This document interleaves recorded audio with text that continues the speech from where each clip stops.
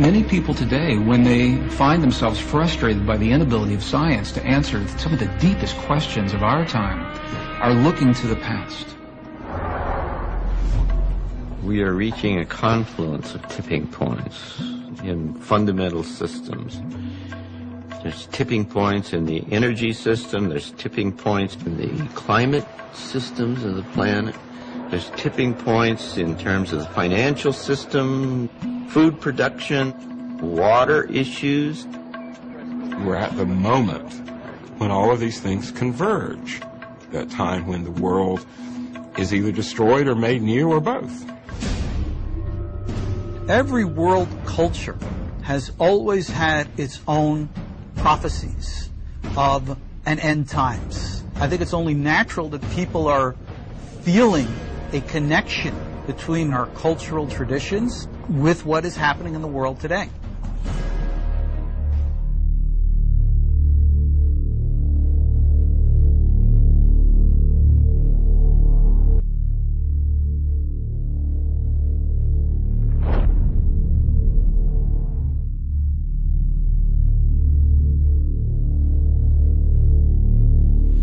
How do you deal with religious symbolism, particularly in the context of the end times, of the end times, of the end times, of the end times?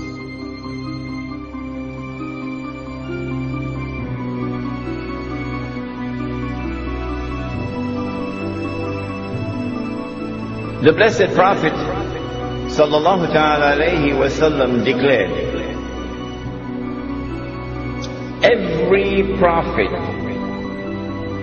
warned his people about the Antichrist, about Dajjal, the false Messiah.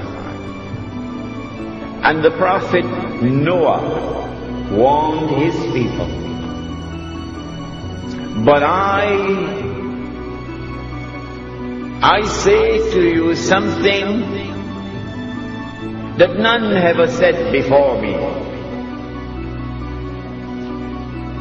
The Antichrist sees with one eye, his left eye. He's blind in the right eye. It looks like a bulging grape. But your Lord is not one-eyed.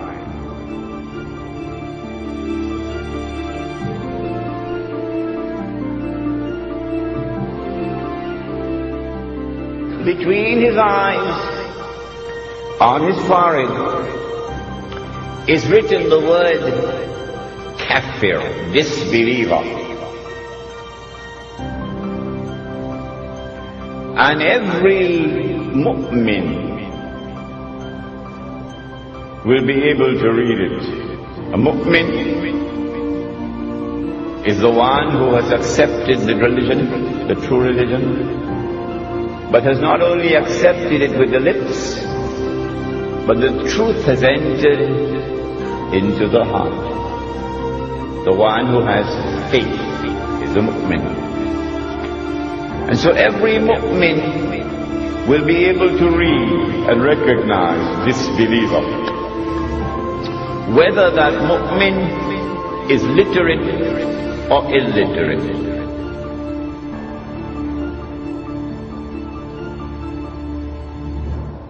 Well, then why is it that the one who is a disbeliever cannot read?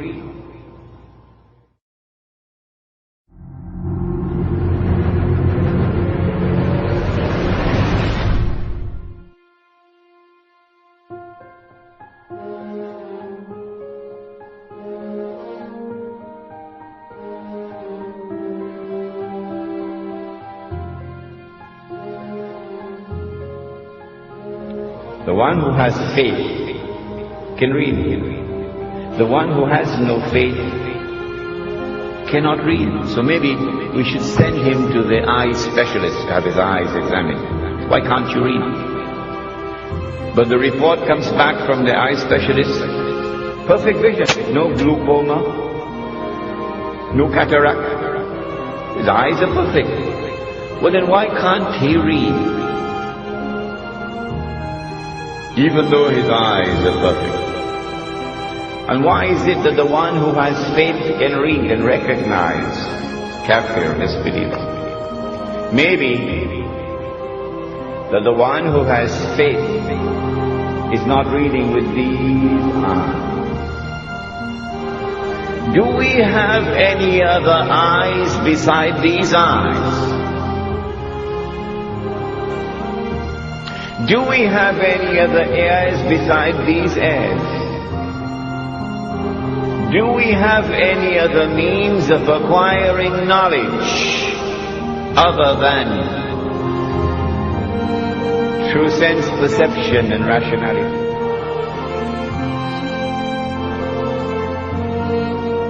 The modern godless world says no. The Quran says yes.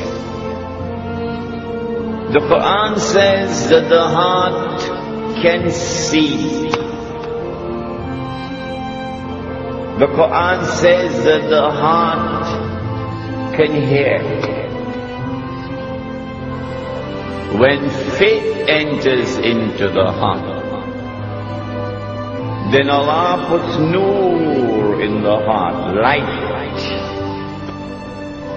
And with that light the heart can see what these eyes cannot see.